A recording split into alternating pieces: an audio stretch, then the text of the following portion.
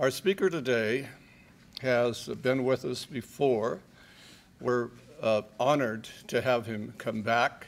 He seems to like coming to the City Club. We like having him come to the City Club.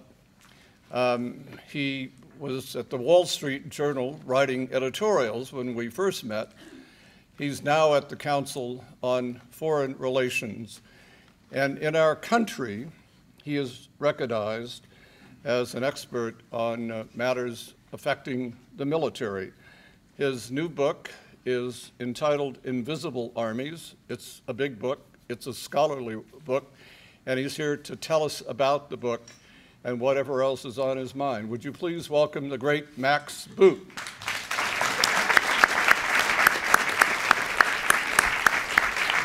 Thank you for that kind introduction, George. And as you say, I do like coming back here, and you would like coming back here too if you lived in New York, where it's currently about 40 degrees.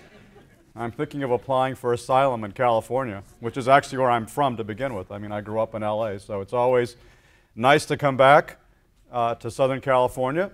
I wish I could write books more often so I'd have more of an excuse to come back, but it's always a great forum here at the City Club, and I know that George and everybody else does a great job, and today is no exception.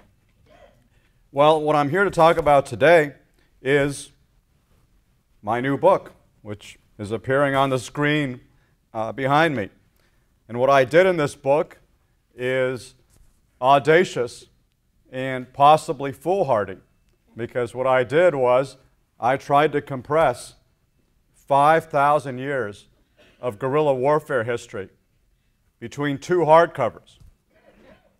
What I'm going to do here today is even more audacious and possibly even more foolhardy, which is that I am going to compress all those 5,000 years into approximately the next 25 minutes. So if you're really good at math, much better than I am, you would figure out that works out to about 160 years per minute. So fasten your seatbelts. We are going for a rapid historical ride. Well, the question I get asked most often when I tell people that I've been working on a history of guerrilla warfare is, what was the first guerrilla war? And that's actually a question which is not that easy to answer, because guerrilla warfare is as old as mankind. Tribal war is essentially guerrilla war, because tribes don't have a command and control structure. They don't have uniforms, and they don't engage in the kind of toe-to-toe frontal battle which has characterized the Western way of war since at least the days of the Greek hoplites. Instead, they tend to raid enemy villages, to use surprise and ambush, and then escape before the warriors of the enemy tribe can appear to inflict punishment. This is the oldest form of warfare there is. It's been waged as long as mankind has been on this earth. By contrast, conventional warfare is a relatively recent invention, because by definition, you could not have conventional armies until you have states to support them. And there were no states until about 3000 BC, when they first arose in Mesopotamia. That was the origin of the first conventional armies. But even once you had conventional armies, most of their adversaries were not other conventional military forces. Most of their adversaries were rebels within and nomadic raiders from without. In other words, guerrillas. So the way we think about this entire subject, I would argue, is all messed up, because we talk about irregular conflict, unconventional warfare, as if there is something wrong with it. But in fact, it is the norm. This is the dominant and most ubiquitous form of warfare that has ever been and always will be. This is obviously a very smart audience, both young and not so young. So let me throw out a trivia question to you. What was the last conventional war that the world has seen? The last war pitting two uniformed military forces against one another? Anybody? More recent than the Korean War. Keep going. It's more recent than that. What? A little more recent than the Iraq War. Not quite so recent as Mali. No, this is a tough one to get. No, Libya was primarily an unconventional war. I'll give you, what? Very good. A plus right there. You got it. I'll ignore the fact that you got a few other wrong guesses to begin with, but you finally nailed it. That was very impressive. That's not something that comes tripping off the tongue. The fact that the last conventional war that the world has seen was the Russian invasion of Georgia in 2008. It's not a war that you think a lot about because it was a pretty small and puny affair. By contrast, thousands of people are dying all the time, unfortunately, in places like Afghanistan, Syria, Mali, Myanmar, Colombia, Mexico, and many other places. They're dying in irregular conflicts. And we shouldn't be surprised by that because this is the way that warfare has always been waged. It's not just the U.S. Army and Marine Corps over the last decade that have had to devote so many of their energies to fighting irregular conflicts. The same thing has been true with every other major conventional force throughout history. Just look at the most powerful force in antiquity, the Roman legions, who were pretty formidable even when they were not led by Russell Crowe.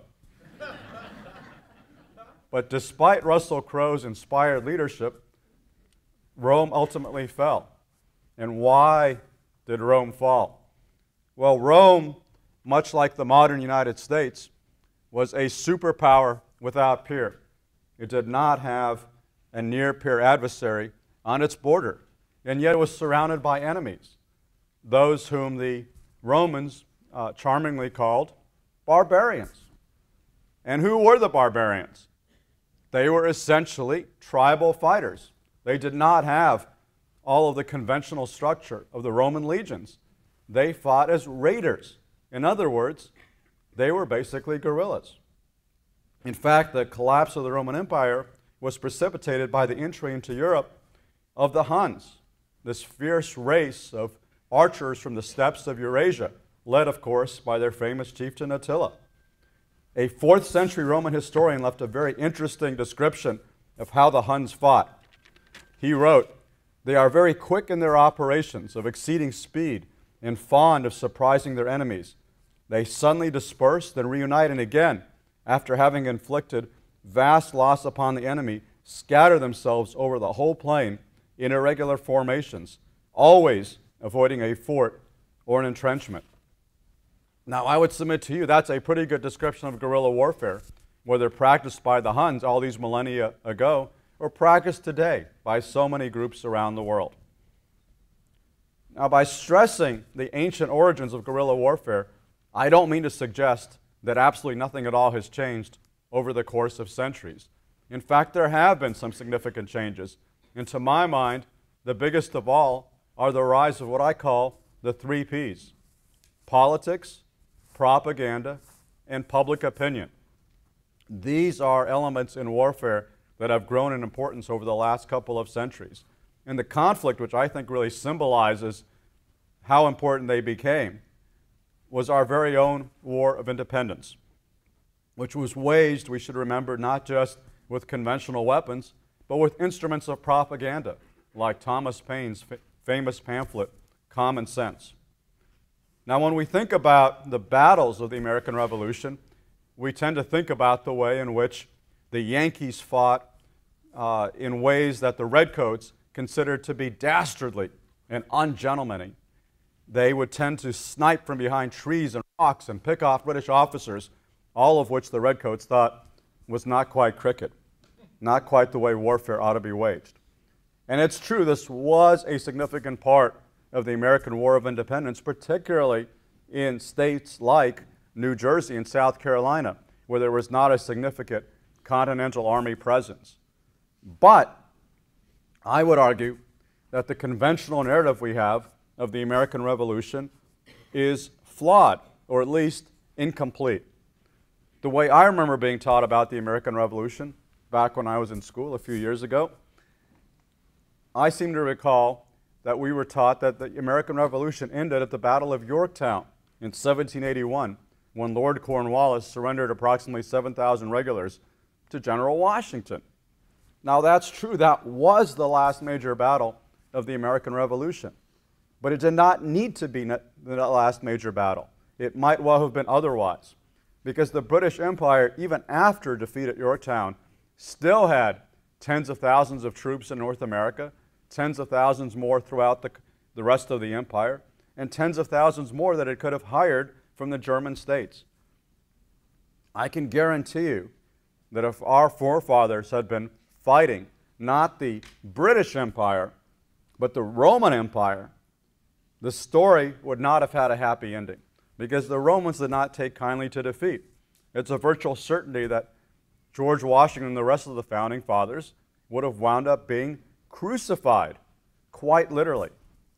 The reason why this did not happen in the present instance was because of a factor that the Romans did not have to take into account, a phrase that was not even coined until that fateful year, 1776.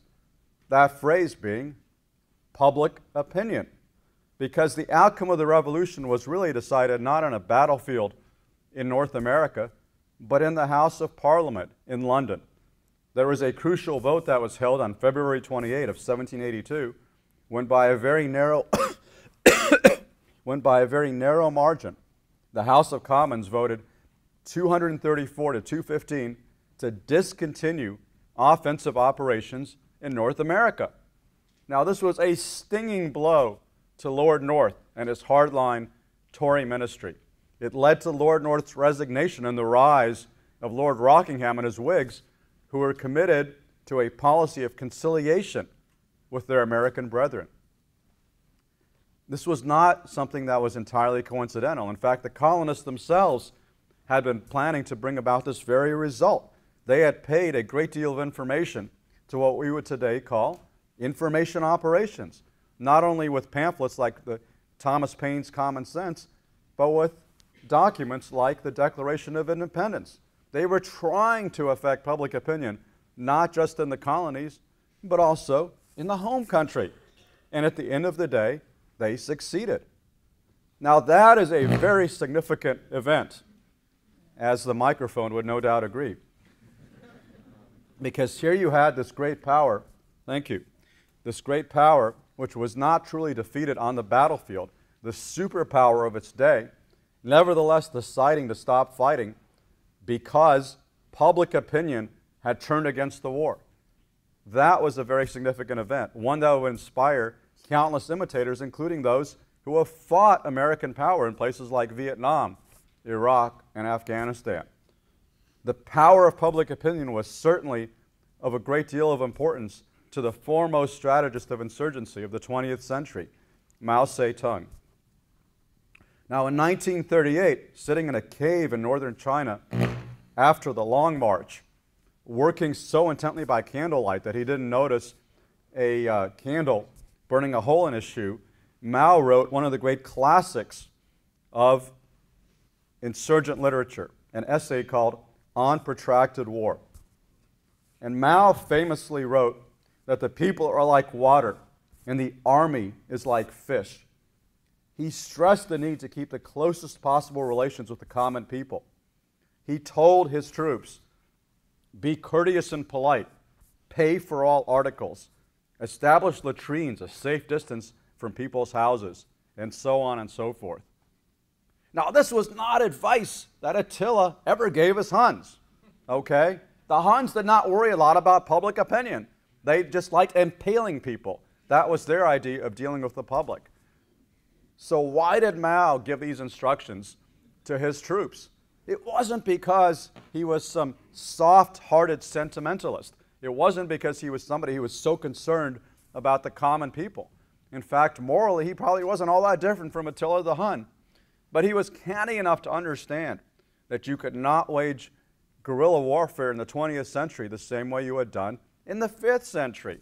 That today you had to take account of public opinion, because to be successful, you had to build up base areas where you could recruit, train, tax, collect intelligence, all these things you needed in order to build up a powerful force capable of bringing down the government. And to do all of that, you had to be on the right side of the peasants. You had to pay attention to public opinion. Now, public opinion is even more important for terrorists. The anarchists of the 19th century, who were some of the first international terrorists, described terrorism as propaganda by the deed. And that's still a very accurate description, because terrorist groups are generally so weak, they cannot possibly hope to inflict any kind of serious setback on any conventional military force. All they can do is set off a few bombs, create a few headlines, and thereby hope to affect public opinion. Now, the most famous terrorist of modern times went so far as to say that the media war is 90% of the whole in the waging of jihad. That's how much importance Osama bin Laden attached to propaganda and his efforts to affect public opinion. I would argue that the growing power of public opinion helps to account for one of the interesting trends that I uncovered in the course of my book research. I mean, the book is primarily a narrative built around fascinating personalities like Garibaldi, Michael Collins, T. Lawrence, and many others. But at the end of it, I also try to draw some conclusions with the aid of a database of insurgencies since 1775 that I compiled. What does that database show? It shows that the win rate for insurgencies has been going up. Prior to 1945, insurgents were winning about 20% of their campaigns. Since 1945, they've been winning about 40%. What accounts for that greater likelihood of success? Part of it has to do with the spread of ever more powerful weapons, which I will talk about in a minute. But I think the largest part of the explanation actually has to do with the growing power of public opinion. Public opinion is the great equalizer which allows even a relatively puny force of guerrillas or terrorists to bring down a great power or even a superpower. That's made all the difference in the world over the course of the last several decades. Having said that, I would caution against going too far in the other direction. There was a tendency after World War II to deify guerrillas as these 10-foot-tall superhumans who could not possibly be defeated by military force. A lot of that was a result of the success of a few high-profile insurgents like Mao in China, Ho Chi Minh in Vietnam. But remember the figure that I just cited to you. Even if the win rate for insurgencies has gone up to 40% in the post-World War II era, what's the flip side of that? Insurgents are still losing 60%. Just as very few business startups ever become Apple or Microsoft, so too, very few fledgling insurgencies ever become Mao's Red Army or the Viet Minh or Viet Cong in Vietnam. And to make that point, I would cite to you one of the most famous insurgents of all time, a man whose visage once used to adorn every dorm room wall on the planet, and actually probably still adorns every dorm room wall at my alma mater, which is UC Berkeley. Now, how did Che Guevara become such a great boon for makers of T-shirts and posters? Well, the obvious explanation is because of the success that he and Fidel Castro had in the 1950s in bringing down the Batista regime in Cuba. Pretty impressive when you think about the fact that this few hundred ragtag fighters from the hills brought down an established government with an army of 40,000, airplanes, artillery, machine guns, all of the paraphernalia of modern war as supplied by the US of A. However, Castro's achievement becomes more readily understandable if you look at the situation a little bit more closely and you realize that the reason why Batista fell as easily as he did was because he was fundamentally unpopular, illegitimate, corrupt. He had very little popular support. Even the Chamber of Commerce had turned against him. And when the Chamber of Commerce turns against an established government, that's not a good sign. That's why Castro and a small band were able to prevail. But like many other successful generals over the ages, Che Guevara suffered from a case of hubris. He imagined that he could replicate elsewhere the success that he had had in Cuba. He was to be sadly disillusioned, first in Congo and then in Bolivia, where he showed up to foment a revolution in 1966. And there he is at the bottom right, looking particularly hairy. Now, the situation that Che encountered in Bolivia was very different from the one he had faced in Cuba in the 1950s, because in fact, the president of Bolivia was not this unelected dictator. He was actually a popularly elected president who had already instituted land reform, which was the big Marxist calling card. Whereas by contrast, Che came in with a band of outsiders, not a Bolivian among them. They didn't even speak the local Indian languages. It's fair to say even that during his time in Bolivia, Che's best friend was probably his mule Chico. It's no great surprise, therefore, that within a relatively short period of time, he was hunted down by these guys, Bolivian Army Rangers, assisted by U.S. Army Special Forces and the CIA. And at the end of the day, this was the end of Che Guevara, his corpse being poked by his enemies. Now, I would submit to you that if even an insurgent as storied as Che Guevara could be hunted down, defeated, and killed, then there is no insurgency in the world so powerful it could not be defeated. The question is how.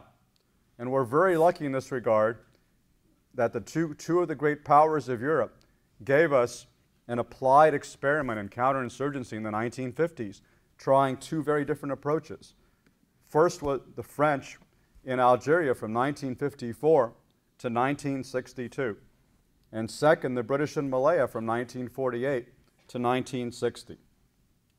The French exemplified this scorched earth, mailed fist, brute force approach to counterinsurgency, whereas the British were more emblematic of what is today known as hearts and minds or population-centric counterinsurgency. Now, what does that mean in practice? Well, if you want to know what the French did in Algeria, you don't have to sit here and listen to me. You can go home and rent that wonderful movie, The Battle of Algiers, which I would strongly recommend to anybody who's interested in that conflict or any irregular conflict.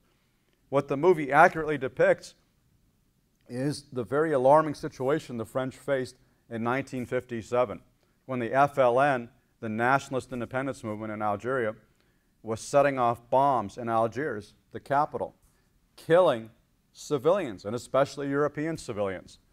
The French police and security forces were helpless to stop the slaughter. And so in desperation, they called in the elite of the French army, the 10th Parachute Division under General Jacques Massu. And the paratroopers marched into Algiers and very swiftly took control of the Casbah, the native quarter, where they rounded up thousands of men and took them in for interrogation. Now, we know what happened in these interrogation facilities, in part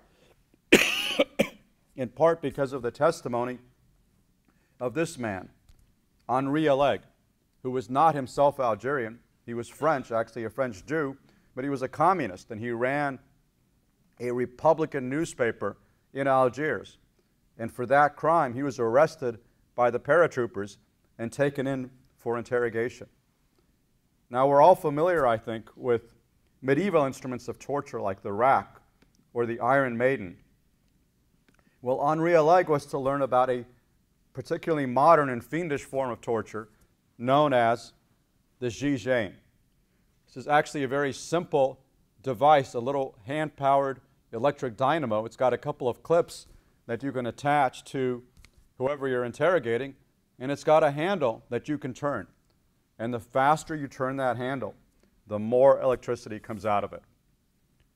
Henri Alleg was to learn what the Jeane J could do when he was taken into this interrogation center, stripped naked, tied down to a wooden board with leather straps, and he had the clips applied to his ear and to his finger. He wrote, "A flash of lightning exploded next to my ear, and I felt my heart racing in my breast. I struggled, screaming, But still, he would not tell the paratroopers what they wanted to hear. And so then they moved the clip off his ear and attached it to his penis. And he wrote that my body shook with nervous shocks, getting stronger in intensity. After that ordeal, when he still would not tell the paratroopers what they wanted to hear, he was dragged down off the table by his necktie, using that as a leash, and pummeled viciously with their fists. And then he was introduced to another technique of torture, what the French called the tuyau, what we know better as waterboarding. Henri Alleg wrote, I had the impression of drowning, and a terrible agony of death itself took possession of me. After he was waterboarded, he was tossed in a cell, still naked, left to spend the night on a barbed wire mattress and listen to the thuds and screams of other detainees in the same interrogation facility getting similar treatment. Now, it's often said that torture doesn't work. Don't you believe it? However morally reprehensible, torture can be tactically effective. At least it was for the French in Algeria, because using such brutal methods of interrogation, within a few months, they managed to crack the entire FLN insurgent network in Algiers. Within a very few months, there were no more bombs going off in Algiers. And so the French could comfort themselves that they had won their war on terrorism. Or had they? As we know with the benefit of hindsight, they had won a tactical victory, but at the cost of strategic defeat. Because there was no way to conceal what was happening in this major city not far from the shores of Europe. Henri Alleg, for one, wrote a memoir about what he'd experienced. Others came forward as well. And as the French people understood what was being done in their name, how their own security forces were using Gestapo-like tactics, they turned against the war, as did people in the United States, at the UN, and elsewhere around the world.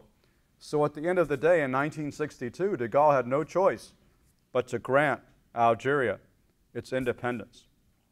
Now that, to my mind, is a pretty powerful example of how the brute force approach to counterinsurgency can backfire. Well, as it happens, at the very same time, on the other end of the world, a very different approach to counterinsurgency was being employed by this man, General Sir Gerald Templer, who should not be confused with this man, the actor David Niven, for whom he is a dead ringer. So this man, and by the way, I noticed there's an age divide in the laughter here, because I'm sure most of you have no idea who David Niven was. I think I'm dating myself by making a joke about David Niven. Anyway, this man, Gerald Templer, not the actor David Niven, Gerald Templer took control of the British counterinsurgency campaign in Malaya in 1952. And when he arrived, he found that the Malayan Races Liberation Army, one of many Marxist/nationalist movements of the period, was running amok. They were blowing up trains. They'd even killed his predecessor. In fact, Templer drove from the airport in Kuala Lumpur to Government House in the very same car in which his predecessor had been assassinated a few months previously. The bullet holes were still in it. That must have been a fun ride. It would have been very understandable if, under those circumstances, Templer had decided to try to terrorize the population into acquiescence. But that's not what he did, because he understood that the key to success was not in terrorizing the population, but in controlling the population. And how did he go about controlling the population? Well, one of his most important initiatives was the creation of these new villages, because he understood that a lot of the support for the insurgency came from Chinese squatters who were not citizens of Malaya, who had no title to their land, who were outsiders and therefore were susceptible to the siren song of communism. And so what Templer and the British did was they relocated many of these squatters into these new villages where they had schools, clinics, sanitation facilities, fields to till, and oh, by the way, they were also surrounded by fences and armed guards to physically prevent them from providing any support to the insurgency. Templer undertook other initiatives as well. For example, sending aircraft to overfly insurgent-held areas, not to bomb them, but to drop leaflets calling on their surrender. Some of these aircraft even had loudspeakers attached who would call out individual insurgents by name, a very spooky and effective tactic. Templer discontinued the fruitless jungle bashing in which the British Army had previously engaged and which the U.S. Army would later engage in Vietnam. He realized that sending large formations thrashing through the jungle was not an effective way to pin down these wily and elusive guerrillas. He put his emphasis on intelligence, growing the size of Special Branch, and then using picked troops like the SAS to execute pinpoint raids on insurgent hideouts. He even imported headhunters from Borneo to act as guides for his men. But fundamentally, what Templer understood was that the war was going to be won or lost among the people. Templer is associated with two very famous aphorisms. He said first, the shooting side of the business is only 25% of the trouble, and the other 75% lies in getting the people of the country behind us. He also said, the answer lies not in pouring more troops into the jungles, but in the hearts and minds of the people. Now that's where the phrase hearts and minds first became popular. And it's often been misunderstood to suggest that somehow the counterinsurgents are trying to win a popularity contest. They're trying to win the love and affection of the people. That's not it at all. It actually comes down to two very hard-headed lines of operation: security and legitimacy. Now, we've already seen how Templer attempted to achieve security with the new villages, with raids on insurgent hideouts, and so forth.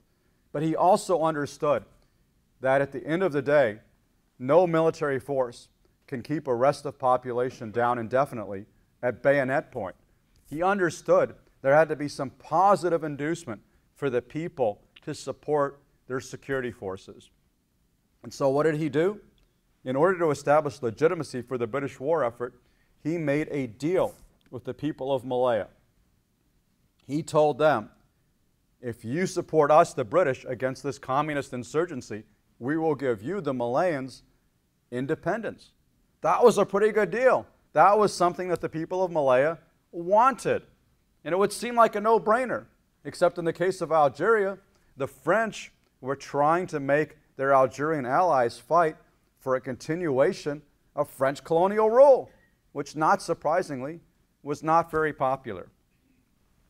Now, I would argue that the twin tenets of counterinsurgency exemplified by Templer, security and legitimacy, have really been the foundation of most successful counterinsurgency campaigns, not only in Malaya, but also more recently in places like Northern Ireland, Colombia, Iraq in 2007, 2008, during the surge. Now, why does any of that matter? Why should we be concerned about counterinsurgency today?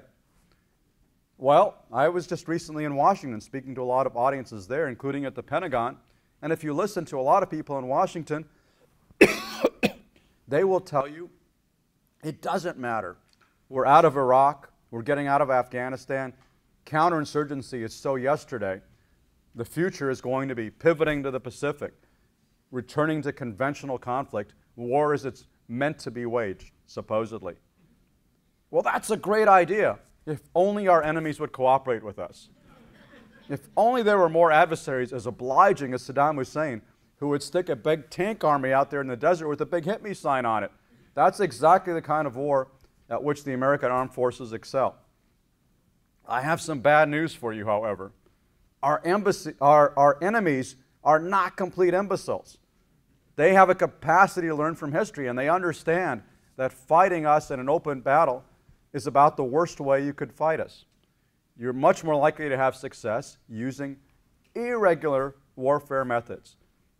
And so that's what they're going to do. In fact, that is what they're doing already. As the attack on our consulate in Benghazi on September 11th of last year should remind us. Yes, Osama bin Laden is dead, but unfortunately, Al-Qaeda is still alive. In fact, it's spread to countries like Syria and Mali and Libya, where it was not present before. And groups like Al-Qaeda may actually be more dangerous in the future than they have been in the past. Because one of the most disturbing trends of the last 100 years is the growing killing power at the hands of the individual. A century ago, when Western armies were campaigning in the Third World, they often faced adversaries armed with nothing more than bows and arrows, spears, a few muskets. Today, however, there is no corner of the world so remote that every young man doesn't have access to an AK-47, a rocket-propelled grenade, explosives, all these simple and yet deadly weapons that have taken such a toll among U.S. troops over the course of the last decade. And what might the future hold? Well, there is always the possibility that terrorists could get their hands on weapons of mass destruction, at which point you could have a terrorist cell of, let's say, 20 individuals with more killing power than the entire army of a non-nuclear state like Germany or Brazil. That is a pretty terrifying scenario, because I'm very much concerned that George Clooney may not be around to save us. And what happens if George Clooney is not there to save the day? Well, I will leave you with this slide taken from a magazine that I assume all of you probably read and have stockpiled in your basement. The International Journal of Health Geographics, the 2007 issue, if that'll jog your memory. This is a study of what would happen if various sized nuclear devices were set off in various American cities. And I don't want to alarm you unduly by showing you a map of what would happen to San Diego, so instead I'm showing you a map of my hometown, Manhattan. And what would happen if a 20 kiloton device were set off in lower Manhattan? And 20 kilotons, by the way, is not very powerful. It's about the same size as the bomb that was dropped on Nagasaki in 1945. And yet, even that relatively primitive nuclear device, according to this study, would kill something like 600,000 people and injure 1.6 million more. In other words, it would make 9/11 look like a Sunday in the park by comparison. Now, I don't mean to unduly alarm anybody, and I don't mean to suggest that an event like this is going to happen tomorrow. Knock on wood, it'll never happen.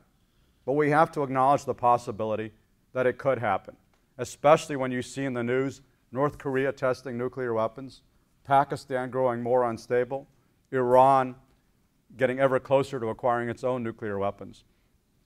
It is not unthinkable that terrorists get their hands on weapons of mass destruction, and thus become even more destructive than they have been in the past. Rome was brought down by barbarians. Today we face our own barbarians. And I would submit that our first line of defense is understanding the issue, understanding the history of insurgency and counterinsurgency, so we can figure out the nature of the threat that we face. And that's what I've tried to contribute to by writing this book. So with that, let me stop talking at you and engage in more of a two-way conversation.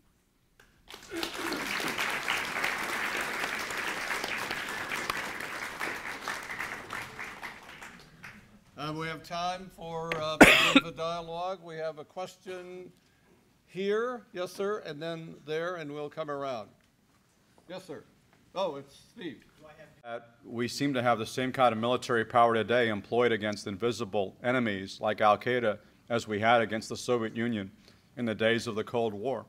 And there's a large element of truth to that, because in fact we have a conventional military structure which tends to stay pretty conventional. There have been some significant changes, however, over the course of the last decade. I think it's fair to say that our armed forces were caught off guard when they entered Iraq and Afghanistan. They were not ready for counterinsurgency, a skill set that they had turned their back on after Vietnam.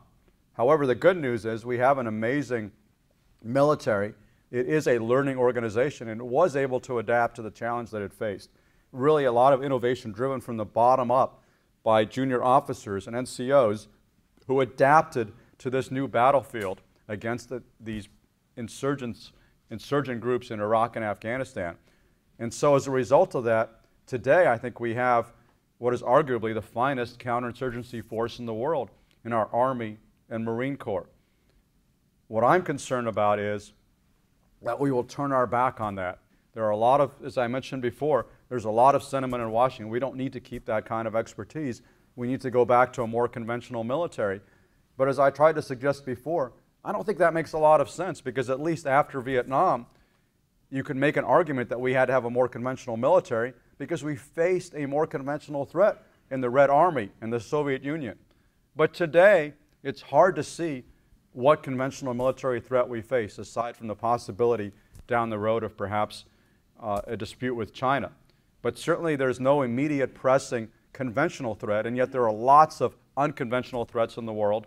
And so I'm afraid that if we do go back towards the route of making our force more conventional, we will pay a heavy price for that in the future, as we have in the past. Quickly, discuss for us what factor you think drones are. Well, drones are, I always get asked about drones because everybody's fascinated by them. But let's put it into context. Drones are a very useful weapon, but they're only one weapon of many. They're not revolutionary. They're not the be-all and end-all of irregular warfare. What drones essentially enable us to do is to mount decapitation strikes on terrorist organizations with lower risk than we have done before when we had to send manned aircraft or special operation teams into enemy territory. Now we're able to send a Predator armed with a Hellfire missile, push a button from Nevada and blow somebody up in Pakistan. I mean, that's a pretty impressive capability, but it's limited because as long as you don't physically control the terrain on which these terrorist groups operate, they can regenerate themselves. And we've seen that happen repeatedly. Al-Qaeda lost its leader, and yet it still exists, and it's even spread to countries where it was not present before. Hamas and Hezbollah have repeatedly lost their top leaders in Israeli airstrikes, and they still exist stronger than ever before. So I'm in favor of drone strikes. They're actually one of the most effective tools we have in places like Pakistan, Yemen, and Somalia to keep terrorist groups off balance. But they're not going to ultimately win this war for us. The only way you're ultimately going to be effective is by fostering better governance in those territories so that you can have governments that can actually control their own territories. Drones are not going to get the job done by themselves. Yes, sir. Mr. Booth, Chris Cook, I'm retired from the Navy, and I've read your book, and I will tell you it's quite a masterpiece, if I may say so. But thank you. Given the fact that defense budgets... I didn't pay him to say that, by the way. Given the fact that defense budgets are shrinking, as they should, even after this latest round of sequestration, the Department of Defense is still much bigger than it was on September 11, 2001.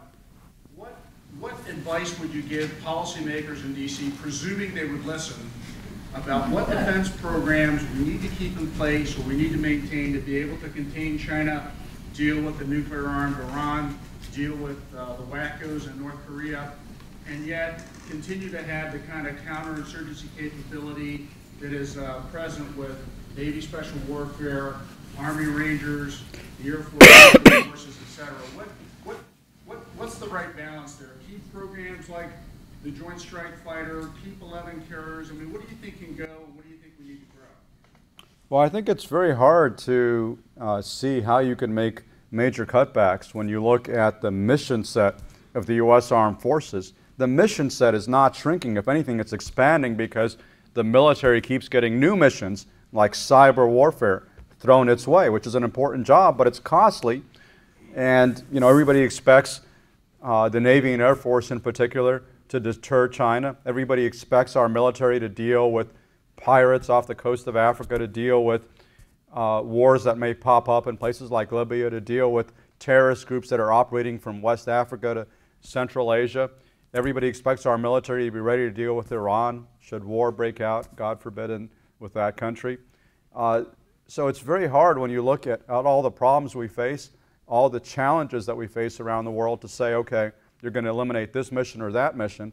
And my concern is that because of sequestration and some of the, what I consider to be the excessive budget cutting, which is now going on in Washington, it's going to be very hard for the military to perform all of its missions, and we may very well wind up with a hollow military like we did in the 1970s, which has to stint on readiness and training and does not have the full spectrum of capabilities that it's developed over the last several decades. If that were to happen, I think the price would be high because, we kind of take American military power for granted. It's like oxygen. It's the very underpinning of the international economy and the prosperity and peace that we enjoy.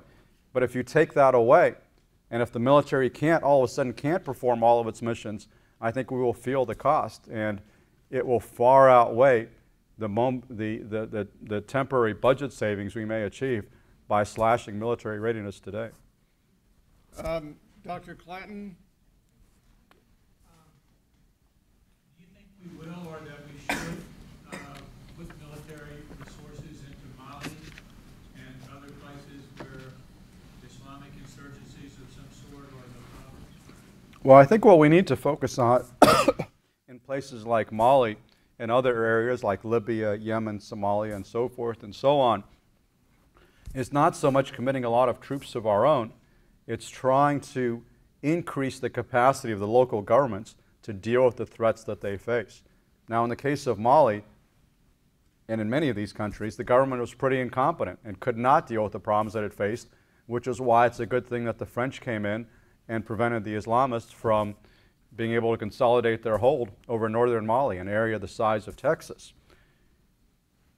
Thankfully, we didn't have to act in that instance. The French acted.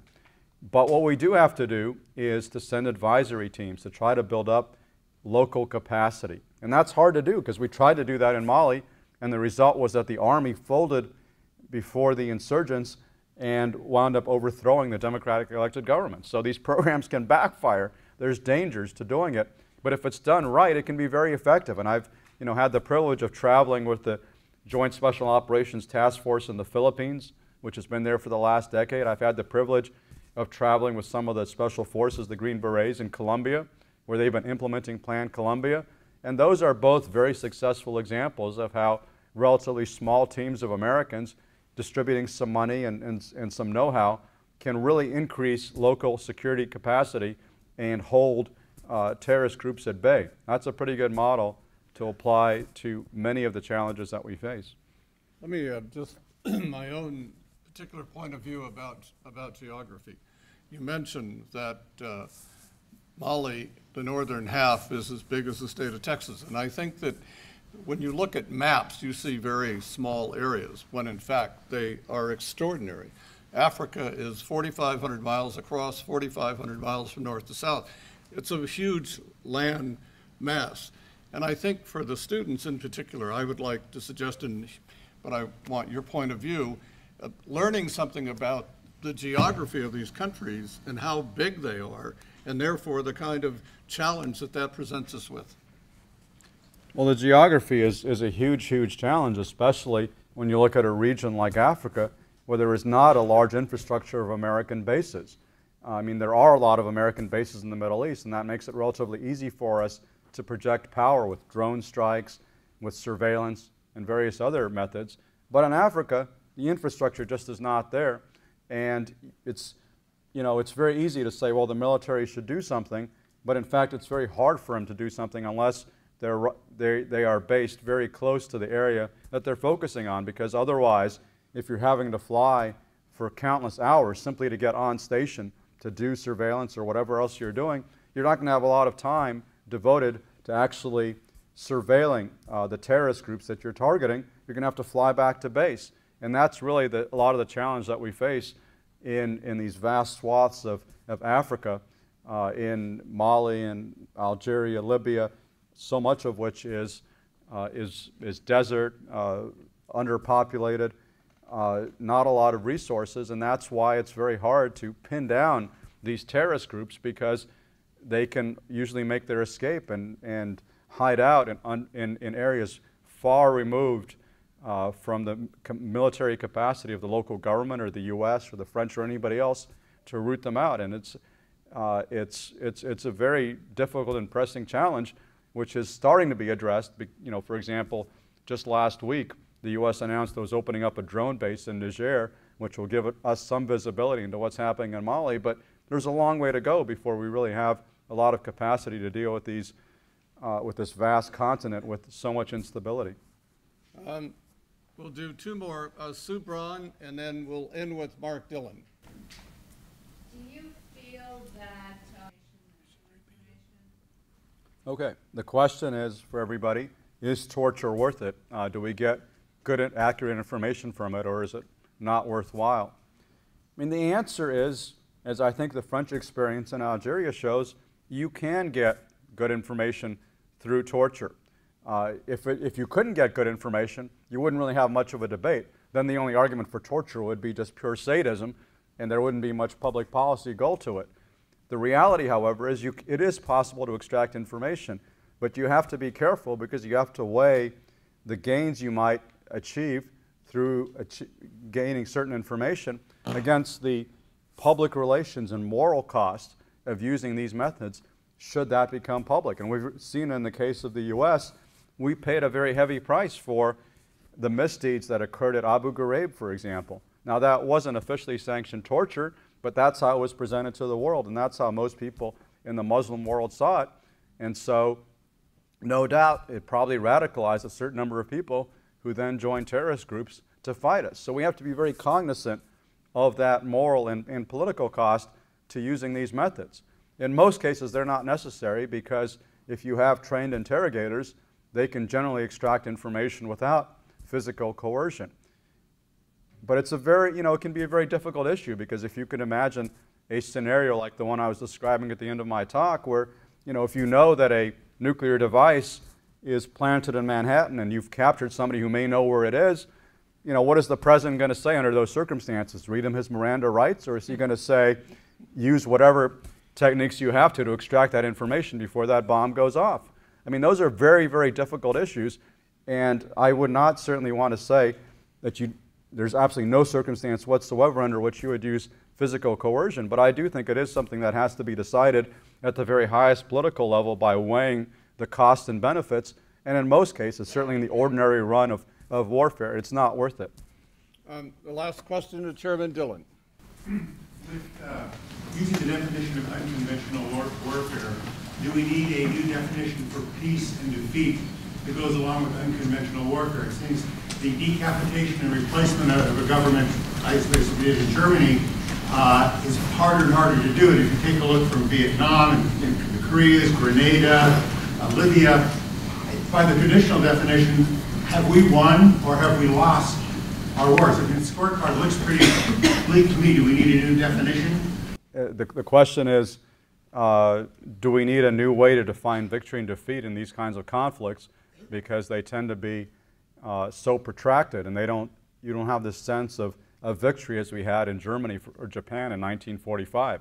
Is that an accurate summation? Well, I think that's absolutely right. And we have to be extremely patient in our view towards these conflicts, which is perhaps not an American virtue. But one of the findings that comes out of this database of insurgencies that I compiled for this book is the average insurgency since 1945 has lasted almost 10 years. And that's the average. Quite a few of them have been even longer than that. I mean, in Colombia, FARC has been battling the Colombian government since the mid-1960s. So you have to take a long view, and you can't suddenly say, okay, we killed a terrorist leader here, therefore we're successful. It's very hard to know if you're ultimately successful until almost after the fact, until you're years or even decades down the road, and you can say, okay, we achieved stability, or we didn't achieve stability. And you can see the verdict reversing itself. For example, in the case of Iraq, I think we made tremendous gains in 2007, 2008, when violence was reduced by more than 90%, and al-Qaeda in Iraq was eviscerated. However, the fact that we have removed our troops from Iraq since 2011 has meant that we have very little influence on what goes on. And Prime Minister Nouri al-Maliki has been freed to be more of this Shiite sectarian who is persecuting Sunnis and driving them back into militancy, leading to a revival of al-Qaeda in Iraq. So it's very possible that a few years from now, people will look back at the surge and say, what was that all about? What did that really achieve? Because even though it did achieve quite a bit in the immediate period, the verdict can still be reversed years down the road if you don't have the patience to see it through. That's why this is, one of the probably the most frustrating form of warfare. There's very little quick gratification. You'd have to truly take the long view, but that's hard to do in a democracy. If the United States Senate defeats the nomination of Chuck Hagel to be Secretary of Defense, are you available? Yes. I have no doubt whatsoever that I would be next in line for President Obama. Let's express our, I mean, this has been fantastic. What a really terrific.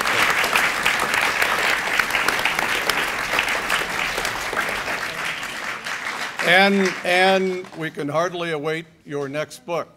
Great to have you here, all the students and everyone. Thank you all. Have a great week.